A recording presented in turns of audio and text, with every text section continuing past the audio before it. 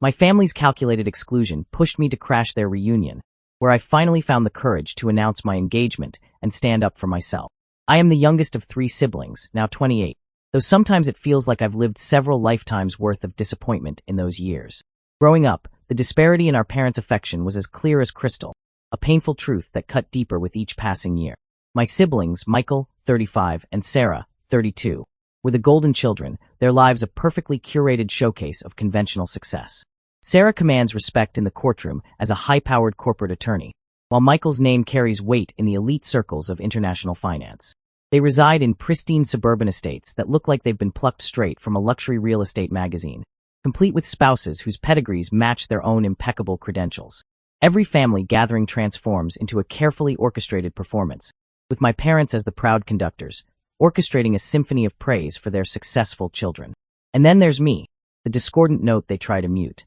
2 years ago, I made a decision that sent ripples through our family's carefully maintained facade. I abandoned my soul-crushing corporate position to launch my own creative business. It's modest by their standards, but it fills me with a sense of purpose that no corner office ever could. My partner of 5 years and I share a cozy rental home, and while we may not be swimming in wealth, we've built a life rich in joy and authenticity. But my parents view success through a lens warped by societal expectations. Stability and tradition are their mantras, and my chosen path doesn't fit their narrow definition. The constant barrage of subtle jabs about my hobby job and wistful sighs about the corporate life I threw away have become white noise, though each one still leaves a small scar. Our interactions have always been a masterclass in polite tension, a delicate dance of forced smiles and careful words. But I never imagined they'd take their disapproval to such lengths. The revelation came through an innocent scroll through Instagram 3 weeks ago. My cousin's story showed a scene that made my heart stop, a grand family reunion, the kind our family traditionally hosts several times a year. There were my siblings, beaming with their picture-perfect partners, surrounded by aunts, uncles, and cousins, all tagged and celebrating. Everyone except me. Initially, I tried to rationalize it. Perhaps I'd missed the group message? Maybe the invitation was buried in my notifications? I sent messages to my siblings, Sarah, who typically responds with calculated delay, and Michael, usually prompt in his replies. Hours passed in deafening silence, each minute feeding the growing knot in my stomach. The next day, I gathered my courage and called my mother. My voice was carefully casual as I inquired about the gathering. The pause that followed stretched like an eternity, heavy with unspoken truths. "Oh, the reunion," she finally said, her voice dripping with artificial sweetness. "I didn't think you'd want to come, darling. You're always so preoccupied with your little business." The words hit like physical blows.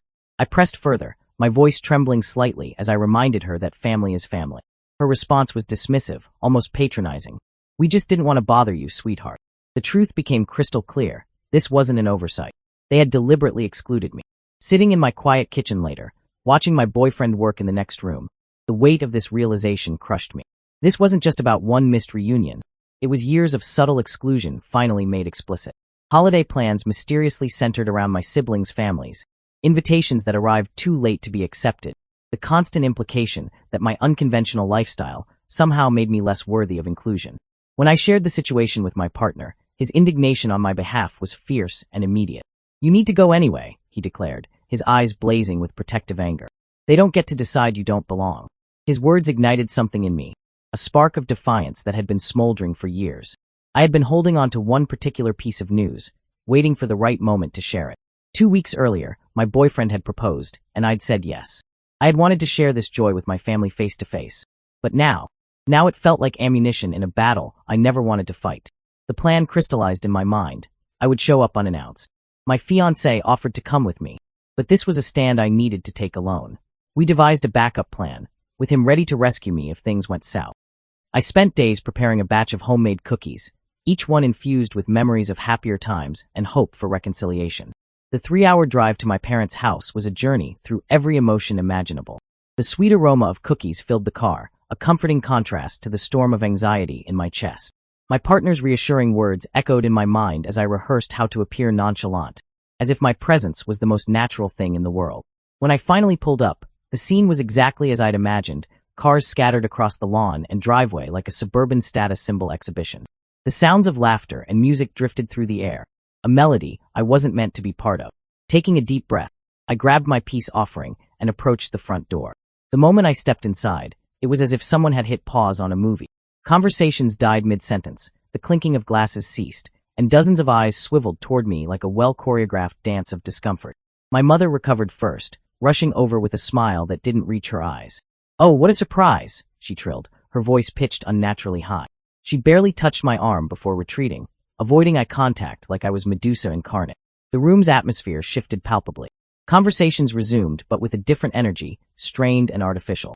I caught my siblings exchanging loaded glances before Michael disappeared into the kitchen, and Sarah buried herself in an unnecessarily animated discussion with our aunts. I placed my cookies among the catered spread, where they sat untouched like an unwanted stepchild at a family portrait session. The whispered comments followed me like shadows. Did they not invite her on purpose? The words stung, but I held my head high as I moved through the room. My cousin pulled me aside, her voice low and apologetic. "They didn't think you'd come," she whispered, glancing over her shoulder like a conspirator. "Your parents, well, they didn't think you'd fit in here anymore." The way she said fit in made it sound like a life sentence. When I confronted my father by the drink station, his response was delivered with the same detachment he might use to discuss the weather. "We thought you'd be happier doing your own thing." The words hung in the air like toxic smoke. A few younger cousins provided brief respite, their genuine interest in my business feeling like drops of water in a desert of indifference. But then came the moment that would shatter the facade completely: my sister's pregnancy announcement. The room erupted in celebration, my mother's face glowing with the kind of pride I'd never seen directed at me. As I stood there, invisible once again, something inside me snapped. Perhaps it was my father's dismissal, or the untouched cookies, or the culmination of years of being treated like an afterthought. I picked up a glass and tapped it with a fork, the sound cutting through the congratulatory chaos like a knife. As the room fell silent once more, my sister's irritation was palpable. But I stood firm, my voice steady as I declared, "Well, I have something to say too." The silence that followed was deafening, thick with tension you could cut with a knife. All eyes turned to me, but these weren't the warm, expectant gazes that had greeted my sister's announcement. These were wary, almost hostile stares, as if I were an intruder disrupting a sacred ceremony. With trembling fingers but unwavering resolve, I raised my left hand, letting the engagement ring catch the light from the crystal chandelier above. "I got engaged 2 weeks ago," I announced, my voice carrying across the room with a strength I didn't know I possessed. The response was like watching a poorly rehearsed play. A few scattered claps echoed from the corner where my younger cousins sat, their genuine enthusiasm a stark contrast to the stilted silence from the rest of the family. My mother's face fell, her expression morphing from forced politeness to barely concealed disappointment. "Why didn't you tell us earlier?" she demanded, her voice carrying that familiar accusatory tone that had colored so many of our interactions. The question hung in the air like a loaded gun, and for once, I didn't flinch from pulling the trigger. "I wasn't sure you'd care," I replied, my voice clear and steady, loud enough for everyone to hear. "After all, I wasn't even invited here today. I assumed you no longer wanted me involved in family matters."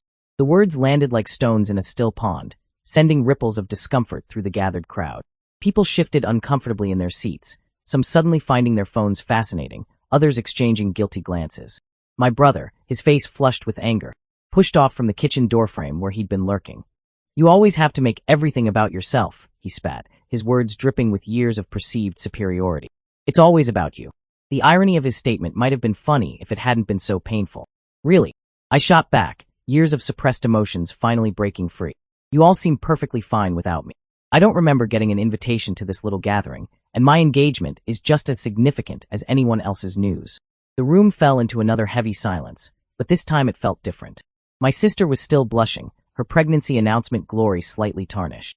My mother's carefully maintained facade was cracking, her expression shifting to one I recognized all too well, the look of someone losing control of their carefully orchestrated performance. Just as she drew breath to speak, likely to smooth over the situation as she always did, an unexpected voice broke through the tension. "She has every right to be upset," declared one of my aunts, her arms crossed as she sat at the edge of her seat. "What did you expect when you didn't invite her? That she'd just stay silent forever?" From the dining room, another voice joined in. "Yes, it's not like she's wrong." I felt a shift in the air, subtle but significant. The fissures in my family's perfect facade were finally visible to everyone. My mother, ever the master of deflection, immediately attempted to redirect the conversation. "Well, let's not forget how exciting it is that your sister is having another baby," she chirped, her voice straining to maintain its cheerful tone. "The family is thrilled about that." The deflection was so transparent, it was almost laughable. She couldn't even give me this moment, not even a fraction of the celebration she'd lavished on my sister. Immediately, the spotlight swung back to Sarah, who beamed and once again thanked everyone for their congratulations. My brother shot me a smug smile, as if to say, see. That was all I needed to see. I was done. Pulling out my phone, I typed a quick message to my fiancé. Come get me. I'd said what I needed to say, and I wouldn't stay a moment longer than necessary. As I gathered my purse and headed for the front door, two of my younger cousins rushed after me, their faces filled with concern and questions about where I was going. One of them hugged me tight and whispered, "You don't deserve this." I returned the embrace, assuring her I would be fine. As I was putting on my coat, I heard my father mutter, "Drama queen," from across the room. I paused for a moment, the words hitting their mark, but I didn't look back. Instead, I opened the door and stepped out into the fresh air. The cool breeze hit my face like a wake-up call, clearing away the heaviness in my chest. Before I'd made it halfway down the driveway, I heard footsteps crunching on the gravel behind me. One of my aunts had followed me out, calling for me to wait. I turned to face her, watching as she struggled to find the right words. "I'm sorry," she finally blurted out, "for everything. What you did in there was brave. You stood up for yourself. This isn't how you should have been treated." I swallowed the lump in my throat and managed a nod. "Thank you," I whispered, the words carrying more weight than just simple gratitude. Her phone buzzed in her pocket, probably someone from inside wondering what she was doing, and with one final apologetic glance, she hurried back toward the house. Minutes later, my fiancé's car pulled up.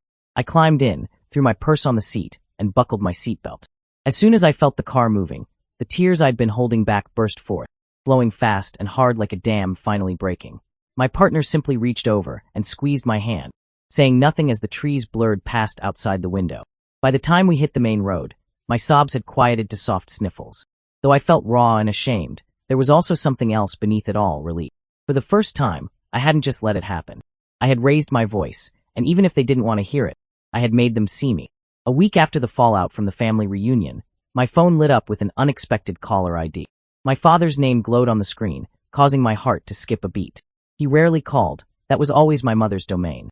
I hesitated, my thumb hovering over the screen, before curiosity won out. The conversation started with awkward small talk, his voice stiff and formal, as if reading from a script. Finally, after a lengthy pause that seemed to stretch into infinity, he said he wanted to clear the air about the reunion. His words came out measured and careful, like someone walking through a minefield. He claimed it wasn't meant to hurt me, calling it a miscommunication. It was the closest thing to an apology I'd heard from him in years, but I couldn't let it slide. I pressed him about the original exclusion, asking how forgetting to invite your own child could possibly be unintentional. He struggled to find words, the silence on the line growing heavier with each passing second. Finally, in a voice barely above a whisper, he admitted, "Your mother thought it would be better that way." He paused, then added, "She didn't want any conflict." That's when I heard it, a slight rustle in the background, followed by my mother's voice cutting through the line like a knife. She must have been listening on speakerphone all along. "I'm here too," she announced abruptly, as if I'd summoned her. What followed was a masterclass in emotional manipulation. The waterworks began immediately, my mother's voice cracking as she accused me of attacking her, of bringing shame to the family by sharing the screenshots. "You're the one causing problems," she insisted, her voice wavering. "You made everything public just to embarrass and hurt me." I remained calm, my voice steady as I explained that I was only seeking truth, not launching personal attacks. My fiancé, who had been sitting nearby, moved closer and placed a steadying hand on my shoulder. "Don't let them twist this," he murmured, his presence grounding me in reality. When my mother realized I wouldn't back down, her tone shifted like a chameleon changing colors. After an exaggerated sniff, she continued, "You only announced your engagement at the reunion to steal your sister's spotlight." The accusation was so absurd it almost made me laugh. Without hesitation, I informed her that, like my sister, I had every right to share good news about my life. This wasn't a competition. I wasn't trying to overshadow anyone. None of this would have happened if I'd been invited in the first place. The silence that followed told me I'd struck a nerve. Rather than acknowledge any wrongdoing, she fell back on her favorite strategy, playing the victim. "If you can't forgive and move on," she declared with forced authority, "perhaps it's better if you don't attend family gatherings at all." And there it was, the ultimate ultimatum. But this time, I didn't feel the usual panic or desperation to make things right. I remained calm, kept my tears at bay, and simply replied, "If that's how you feel, then fine." Then I hung up. For a moment, I sat there staring at the phone in my hand, letting the weight of what had just transpired settle over me. My fiancé took a seat beside me, waiting in supportive silence as I recounted everything. My mother's accusations, my father's hesitant attempt at an apology, the final ultimatum. Later that night, my phone buzzed with a message from the cousin who had followed me out of the gathering. "You should know something," she wrote. "Your parents have been talking about you behind your back for a long time." I sat up straighter as I read on. "I'm sorry, but But you need to know this. Your mother told everyone that your lack of a traditional career makes you a disappointment. She said your sister's news is far more important than your engagement. It didn't sit right with me. I read the words twice, trying to process their meaning. Then came a second message with screenshots from a family group chat I'd clearly been excluded from. My mother's name appeared prominently in one. I don't know why she'd want to come anyway. She always makes everything about herself, giving up a real career to play at being a business owner. So self-centered. At least her sister is living a life we can be proud of. The next screenshot was even more devastating. I deliberately didn't tell her about the reunion because I didn't want her showing up and ruining the day with some dramatic story about her engagement. Who cares? She's not even getting married first anyway. With trembling fingers, I added myself back to the family group chat I'd been excluded from for years, only occasionally being added back for important updates. Whether driven by anger, hurt, or sheer disbelief, I posted the screenshots for everyone to see. No additional commentary, just the raw evidence of their true feelings about me. Is this how you really feel about me? I typed. I suppose I should have remained forgotten. Setting my phone aside, I waited. The responses came flooding in like a tidal wave. My brother was first. This was private. You're blowing things out of proportion and being dramatic as usual. My sister chimed in. What did you expect would happen if you shared this for no reason? You're making things worse. Just let it go. Their messages appeared in rapid succession, like arrows aimed at my heart. Finally, my mother's name appeared. Her message was longer, more calculated than the others. Those comments were taken out of context. I don't appreciate you creating all this unnecessary drama. You've always been oversensitive. You're reading too much into things. I picked up my phone and typed a response, my fingers steady despite the storm in my chest. I'm hurt because this is not how any parent should talk about their child. This is your true opinion of me, even though I wasn't invited to my own family's reunion. My father's name appeared in the chat for the first time, but he only typed a scene tag beneath my message. I didn't stay to read more. I tossed my phone onto the couch and put it on silent. My fiancé sat beside me, drawing me close, but my phone buzzed again shortly after. This time it was a private message from one of my aunts. I had no idea any of this was going on. I'm truly sorry for how you've been treated. You deserve better. Another message followed minutes later. We're proud of you for standing up for yourself. Don't let anyone convince you otherwise. It wasn't much, but it was a glimmer of hope that I wasn't crazy. For so long, I'd wondered if I was exaggerating, being oversensitive, as my mother always claimed. But now I had proof, and at least a few allies. Just when I thought the worst had passed, my phone rang. My sister's name flashed on the screen. I almost didn't answer, but I did. She wasted no time. You're destroying the family dynamic, she snapped. Why couldn't you just let it go? Mom didn't want any drama. That's why she didn't invite you. You've only made everything worse. I didn't argue. I didn't shout. You don't just let go of not being invited to your own family's reunion, I replied simply. Then she hung up. That evening, as I sat with my fiancé, I made a decision. I wasn't going to chase their approval anymore. A family that clearly didn't want me around wasn't worth pursuing. For my own mental health, I had to step back. I deleted myself from the group chat. I blocked my sister's number. For the first time in years, I allowed myself to let go. If love wasn't freely given, I wouldn't beg for it. 2 weeks later, my fiancé sat across from me at breakfast, a thoughtful expression on his face. I've been thinking, he said, sliding a cup of coffee toward me. How about we host our own engagement celebration? Something small, just the people who truly stand by us. The idea felt strange at first. I'd been so conditioned to think of celebrations through the lens of my family's expectations that I hadn't even considered creating our own tradition. But the more I thought about it, the more right it felt. Why shouldn't we celebrate this milestone with people who loved us for who we were, not who they wanted us to be? We kept it intimate, just my fiancé's family, a few close friends, and those cousins who had reached out to support me.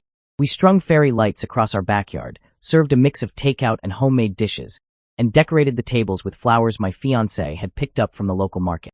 It wasn't perfect by my family's standards, but it was perfectly us. People started arriving early in the evening, and I hadn't experienced such genuine warmth at a family gathering in years. The atmosphere was light, filled with laughter and real joy. The cousin who had sent me the screenshots hugged me tight when she arrived. You deserve better, she whispered, and didn't mention the reunion, which I appreciated. An hour into the celebration, another car pulled up.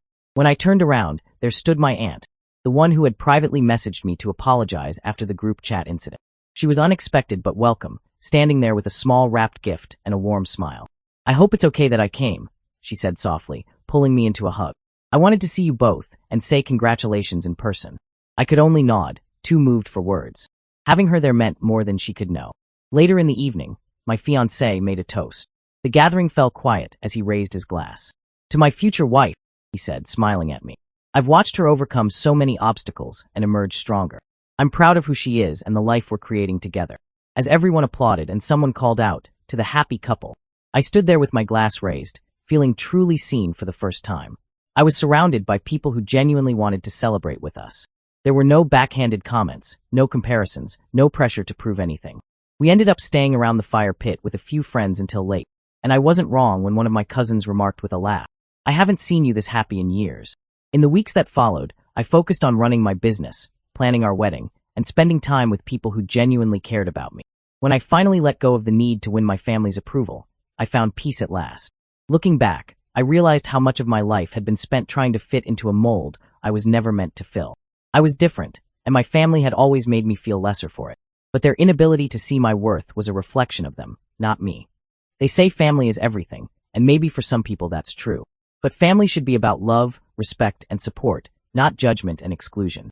Here I am now, moving forward without guilt or regret. I don't know what the future holds for my relationship with my parents or siblings, but I do know that I'll never again accept anything less than what I deserve. And honestly, it feels pretty damn good.